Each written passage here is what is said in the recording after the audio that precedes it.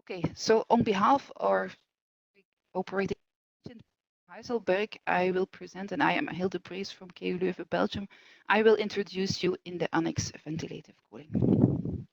First, the background, I think a lot of you know, but I will start with this. I think you know that with all the nearly net zero energy buildings, we are reducing our heating demand, but we still, and we have more a cooling demand, and this over the whole year. You can see it on the figure below on your right, that even in heating season, and it is a of residential house in Denmark, that even in the heating season you will have overheating problems. So yes, what we have to do is we need to address this cooling need and overheating problems and to develop some energy efficient cooling solutions. And that's what ventilative cooling is. It is an attractive and low energy solution to avoid overheating and to cool down the buildings. And this will do it in two ways. You can remove the excess heat gains and you can increase the air velocity. So it works in two ways. And it is a good thing because yes, ventilation in all buildings is already there. So, and for example, in the intermediate season, like we have now in Europe, you can see that you can use the outdoor air. So because you have overheating problems in the season and you have low outdoor temperatures. So you can use it very well. What were the objectives of this annex? Because annex already 2 years ago, but it's still of course relevant. And you see 4 objectives, and we will focus in this webinar on the first and the last one. What is the first? The first is to analyze, of course, and to develop methods for prediction, so for design. So there we will focus on in this webinar. But we also had made guidelines for to include this ventilative cooling in performance calculations and in the standards. That I will show you the recommendations that were written. But we also, of course, had a lot of existing and new solutions and their control strategies. And last but not least, and this is one of the focus of this webinar, the demonstration. So we had a lot of real nice examples, nice case studies. Here you see, I will not go into detail to this.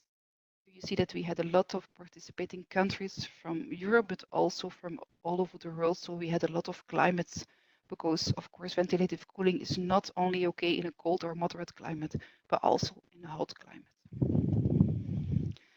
Then I will go through the deliverables, so through the reports and documents that you can have a look at this, and it is really interesting for you to read some of them.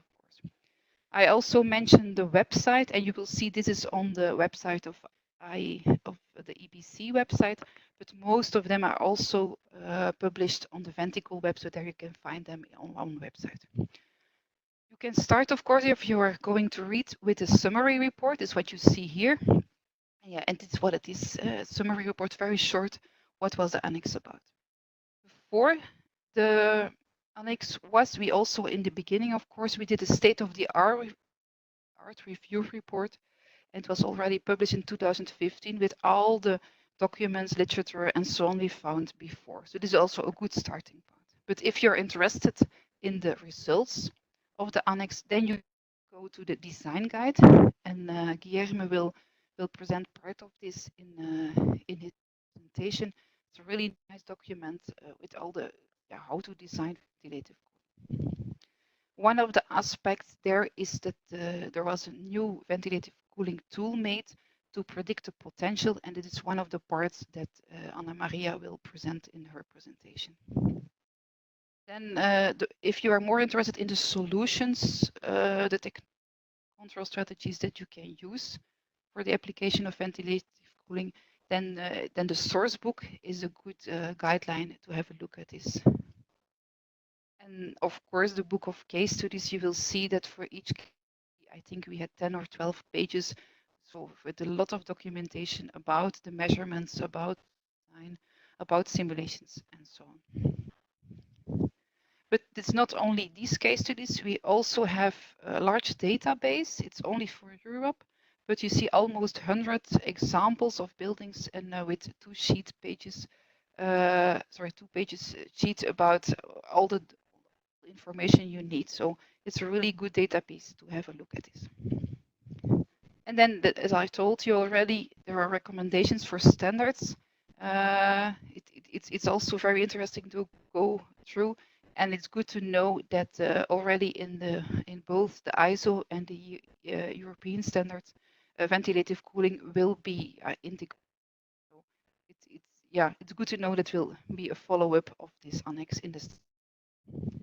And last but not least, if you have read all these documents, of some of them, and you want to test your knowledge or you want to use this with students, then there is also an online tutorial, and it's a good time to use this with your students, I think, where you have, you see here, you have 68 questions where you can test.